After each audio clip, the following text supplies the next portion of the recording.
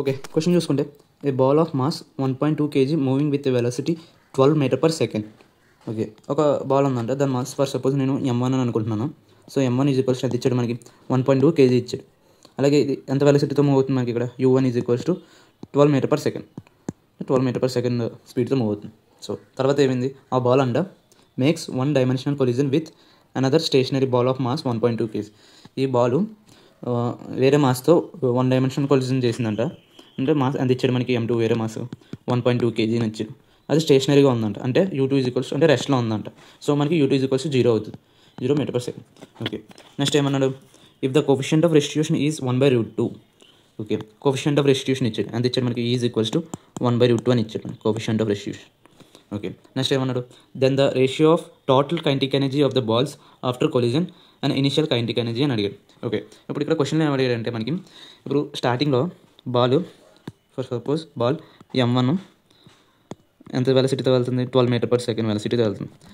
m2 ఏంటి, m2 మనకి రెస్ట్లో ఉంది, అంటే 0 మీటర్ పర్ సెకండ్ అనుకుంటా. సో అవి కొల్లైడ్ అయిన తర్వాత సమ్ వెలాసిటీస్ వస్తాయి కదా, తర్వాత మనకి ఇది v1 అనుకుంటే ఇది v2 అవుద్ది. సో ఇక్కడ క్వశ్చన్లో ఏమడిగాడు అంటే మనకి ratio of kinetic energy, total kinetic energy of the balls after the collision. Total kinetic energy అంటే ఇక్కడ m1 యొక్క కైనెటిక్ ఎనర్జీ ఏమవుద్ది మనకి ఇక్కడ హాఫ్ mv1² అవుద్ది. m2 యొక్క కైనెటిక్ ఎనర్జీ ఏమవుద్ది హాఫ్ mv2² అవుద్ది. సో ఇక్కడ టోటల్ కైనెటిక్ ఎనర్జీ అన్నాడు, అంటే ఇక్కడ కే ఫైనల్ ఏమవుద్ది అంటే మనకి ఇక్కడ half m into v1² plus v2² అవుద్ది. సో ఇనిషియల్ కైనెటిక్ ఎనర్జీ అంటే మనకి m1కే ఉంది కైనెటిక్ ఎనర్జీ, m2కి లేదు. సో మనకి ఇక్కడ ఏమైంది, మనకి initial kinetic energy K initial అయింది మనకి హాఫ్ m ఎంత 12² అయింది. సో ఇది ఇనిషియల్ కైనెటిక్ ఎనర్జీ, ఇది ఫైనల్ కైనెటిక్ ఎనర్జీ. ఇప్పుడు క్వశ్చన్ ఏం అడుగుతున్నారంటే మనకి ఇక్కడ ratio of kinetic energy, total kinetic energy after the collision, అంటే kinetic energy final by kinetic energy initial ఎంత అని అడుగుతున్నాడు ఇక్కడ, అంటే వీటి యొక్క రేషియోస్ ఎంత అని అడుగుతున్నాడు.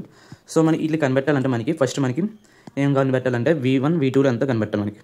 సో అవి కనిపెట్టాలంటే మనకి ఇప్పుడు మనకి కోఫిషియంట్ ఆఫ్ రెస్టిట్యూషన్లు ఇచ్చాడు, ఏమి ఇచ్చాడు మనకి కోఫిషియంట్ ఆఫ్ రెస్టిట్యూషన్ ఎంత ఇచ్చాడు 1/√2 ఇచ్చాడు. సో దీన్ని బట్టి మనకి ఒక ఫార్ములా తెలుసు, ఏంటి coefficient of restitution formula E is equals to v2 minus v1 by u1 minus u2. So మనకి కోఫిషియంట్ ఆఫ్ రెస్టిట్యూషన్ ఏంటి మనకి 1/√2, v2 v1 తెలియదు. So v2 minus v1 by u1 అంత ఇచ్చాడు 12, u2 అంత 0. సో దేర్ఫోర్ మనకి v2 minus v1 is equals to 12/√2. So నేను 12 ఎలా రాసుకుంటున్నాను అంటే 2 × 6 కింద రాసుకుంటున్నాను /√2. సో మనకి ఈ √2 టైమ్స్ పోద్ది. సో మనకి ఎంత వచ్చింది v2 minus v1 is equals to 6√2 అని వచ్చింది. సో దీన్ని ఇక ఈక్వేషన్ 1 అని అనుకుంటున్నాను. ఓకే, ఇప్పుడు from law of conservation of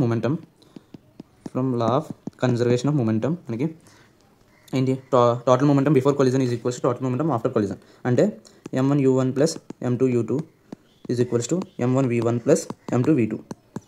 so మనకి మాస్ ఈక్వల్ కదా, సో మాస్ ఈక్వల్ కాబట్టి మాసెస్ అన్ని క్యాన్సిల్ అవుతాయి. సో మనకి u1 plus u2 is equals to v1 plus v2 వస్తుంది. సో మనకి u1 ఎంత వచ్చింది, మనకి u1 అంటే 12, u2 0 is that equals to v1 plus v2. So మనకి v1 plus v2 is equals to 12 వచ్చింది. ఇది ఒక సెకండ్ ఈక్వేషన్ అనుకుందాం.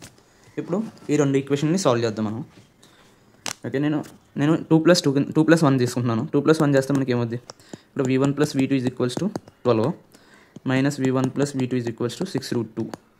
సో ఈ v1 క్యాన్సిల్ అయిపోతే మనకి 2v2 is equals to 12 plus 6√2 వచ్చింది. ఈ t2 6 టైమ్స్ 3 టైమ్స్ పోద్ది. సో మనకి v2 ఎంత వచ్చింది, మనకి 6 ప్లస్ 3√2 అని వచ్చింది మనకి v2.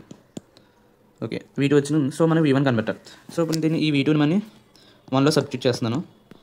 సో 1లో v2 minus v1 is equals 6√2 కదా. సో v2 అంతా మనకి 6 plus 3√2 minus v1 is equals to 6√2.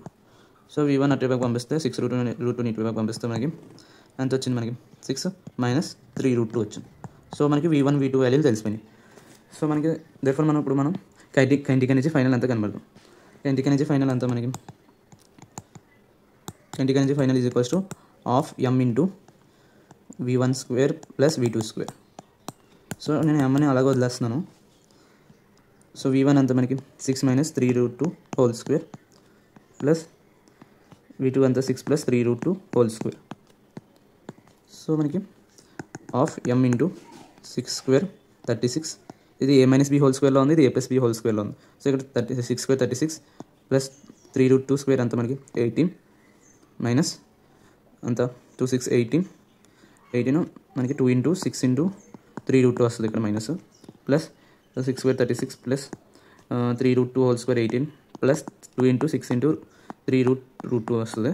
So మనకి ఇక్కడ క్లియర్గా అబ్జర్వ్ చేస్తే ఇక్కడికి మనకి ఈ రెండు క్యాన్సిల్ అవుతాయి, ఇది క్యాన్సిల్ అవుతాయి. సో మనకి therefore that equals to half m into ఈ టూ ఉన్నాయి కదా, 36 × 2 ఉన్నాయి, 18 × 2 ఉన్నాయి. సో నేను 36 + 18 × 2 కింద తీసుకున్నాను. సో ఈ 2 క్యాన్సిల్ చేస్తే మనకి కైనెటిక్ ఎనర్జీ ఫైనల్ ఎంత వచ్చింది, 36 + 18 ఏమవుతుంది మనకి 54 వస్తుంది. 54 m అయింది. నేను ఎమ్ని అలాగే ఉండించుకుంటున్నాను. సో మనకి kinetic energy, initial kinetic energy ఎంత మనకి వచ్చింది, initial kinetic energy equals to ½ m into ఎంత ఉంది వెలాసిటీ, ఇక్కడ వెలాసిటీ 12 m/s. సో 12 స్క్వేర్ అయింది. దట్ ఈక్వల్స్ టు ½ × m × 144 వచ్చింది. సో దీన్ని నేను క్యాన్సిలేషన్ చేస్తే 722. సో మనకి కైనెటిక్ ఎనర్జీ ఇనిషియల్ ఎంత అయింది మనకి 72 m వచ్చింది. సో ఇప్పుడు మనకి అడిగాడు, మనకి kinetic energy final is to kinetic energy initial ratio అడిగాడు.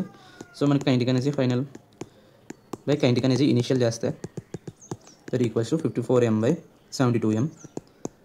mm క్యాన్సిల్ చేస్తే ఇది 9 టేబుల్లో 6 టైమ్స్ పోద్ది, ఇది 8 టైమ్స్ పోద్ది, 2 టేబుల్లో 3 టైమ్స్ పోద్ది, 4 టైమ్స్ పోద్ది. సో మనకి KE final by KE initial ఏమైంది మనకి 3/4 వచ్చింది. సో మనకి ఇచ్చిన ఆప్షన్లో ఆప్షన్ ఏ ఈజ్ కరెక్ట్ అనమాట. So thank you.